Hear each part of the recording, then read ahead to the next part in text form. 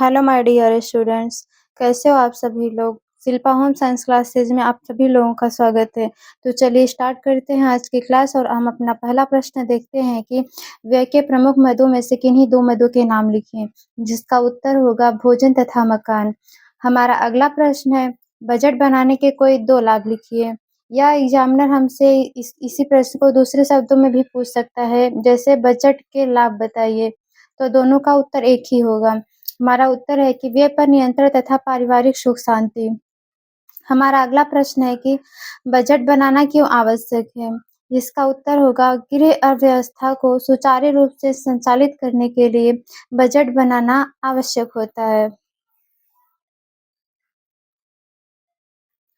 हमारा अगला प्रश्न है कि बजट का क्या अर्थ है, बजट बनाने से क्या लाभ है। या इसी प्रश्न को दूसरी भाषा में पूछा जा सकता है कि पारिवारिक बजट से क्या लाभ है, तो दोनों का उत्तर एक ही होगा।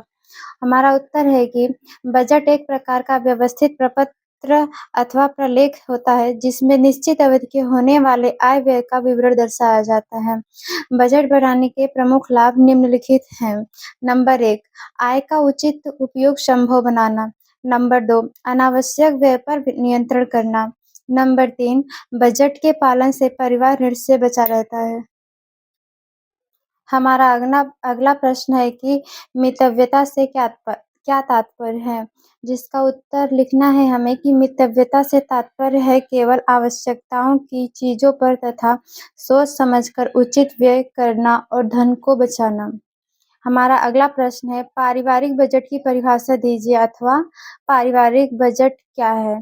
तो इसका उत्तर होगा किसी निश्चित समयावधि के लिए परिवार की आय व्यय के लिए पूर्वानुमान को पारिवारिक बजट कहा जाता है।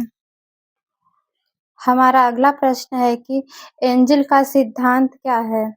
तो जिसका उत्तर है कि एंजेल के अनुसार आय में वृद्धि के साथ-साथ भोजन पर व्यय का प्रतिशत क्रमशः घटता जाता है और विलासितापूर्ण आवश्यकताओं पर व्यय का प्रतिशत बढ़ता जाता है। हमारा अगला प्रश्न है बजट में बचत का क्या महत्व है? या हमसे इसी प्रश्न को इस तरीके से पूछा जा सकता है कि बजट में बचत की क्यों आवश्यकता पड़ती है? तो इसका उत्तर होगा कि बजट में बचत एक आवश्यक मद होता है। आय में एक निश्चित धनराशि बचाई जाती है, इसलिए अतिरिक्त व्यय नहीं हो पाता। इस बचत से आकस्मिक व्यय तथा संकटकालीन व्यय के लिए गुंजाइश रहती है। हमारा अगला प्रश्न है कि परिवार की मूलभूत आवश्यकता क्या है? अथवा इसी को ऐसे पूछा जा सकता है कि परिवार की प्राथमिक आवश्यकता क्या है? तो दोनों का उत्तर एक ही होगा और हमारा उत्तर है कि परिवार की मूलभूत आवश्यकता 3 होते हैं, भोजन, वस्त्र और मकान। हमारा अगला प्रश्न है कि एक अच्छे बजट की आवश्यकता लिखिए। या इसी को इस तरीके से पूछा जा सकता है कि एक अच्छे बजट की क्या आवश्यकता होती है या इसकी क्या विशेषता होती है। तो हमारा उत्तर होगा कि एक अच्छे बजट की आवश्यकता निम्नलिखित होती है। नंबर 1, अनावश्यक व्यय पर रोक। नंबर 2, आय का सर्वोत्तम उपयोग। हमारा अगला प्रश्न है कि पारिवारिक बजट का सिद्धांत किसने दिया था? तो जिसका उत्तर होगा एंजिल ने। आप लोग ज़रूर कमेंट करके बताना कि आप लोगों को ये क्लास कैसी लगी। अगर आप लोगों को वीडियो पसंद आई हो तो लाइक, कमेंट और सब्सक्राइब ज़रूर करें।